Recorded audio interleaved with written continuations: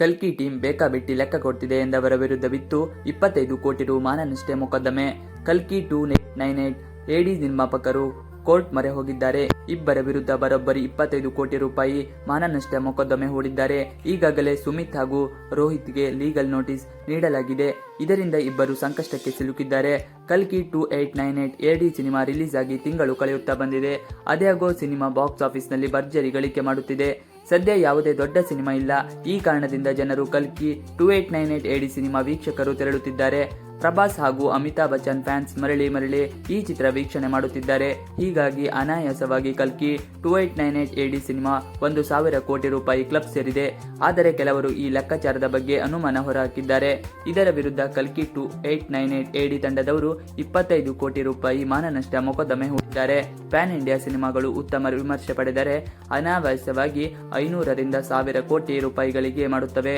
ಕಳೆದ 2 ವರ್ಷಗಳಲ್ಲಿ KGF 2, ಜವಾನ್, Pathan, jailer, Leo, animal ಸೇರಿ ಅನೇಕ ಚಿತ್ರಗಳು 500ರಿಂದ 1,000 ಕೋಟಿ ರು ಬಿಸ್ನೆಸ್ ಮಾಡಿವೆ. ಅದೇ ರೀತಿ 1,000 ಕೋಟಿ ರು ಬಿಸ್ನೆಸ್ ಕ್ಲಬ್ನಲ್ಲಿ ಕಲ್ಕಿ 2898 ಎಡಿ ಸಿನಿಮಾ ಕೂಡ ಸೇರಿದೆ. ಆದರೆ ಇದನ್ನು ಕೋಲ್ಕತ್ತಾ ಮೂಲದ ಕ್ರಿಟಿಕ್ಸ್ ಸುಮಿತ್ ಕಟೇಲ್ ಹಾಗೂ ರೋಹಿತ್ ಜೈಸ್ವಾಲ್ ಅವರು ಫೇಕ್ ಎಂದು ಕರೆಯುತ್ತಾ ಬಂದಿದ್ದರು. ಕಲ್ಕಿ 2898 ಎಡಿ ತಂಡದವರು ಕೋರ್ಟ್ ಮೊರೆ ಹೋಗಿದ್ದಾರೆ. ಇಬ್ಬರ ವಿರುದ್ಧ ಬರೋಬ್ಬರಿ 25 ಕೋಟಿ ರೂಪಾಯಿ ಮಾನನಷ್ಟ ಮೊಕದ್ದಮೆ ಹೂಡಿದ್ದಾರೆ. ಈಗಾಗಲೇ ಸುಮಿತ್ ಹಾಗೂ ರೋಹಿತ್ಗೆ ಲೀಗಲ್ ನೋಟಿಸ್ ಹೋಗಿದೆ. ಇದರಿಂದ ಇಬ್ಬರು ಸಂಕಷ್ಟಕ್ಕೆ ಸಿಲುಕಿದ್ದಾರೆ.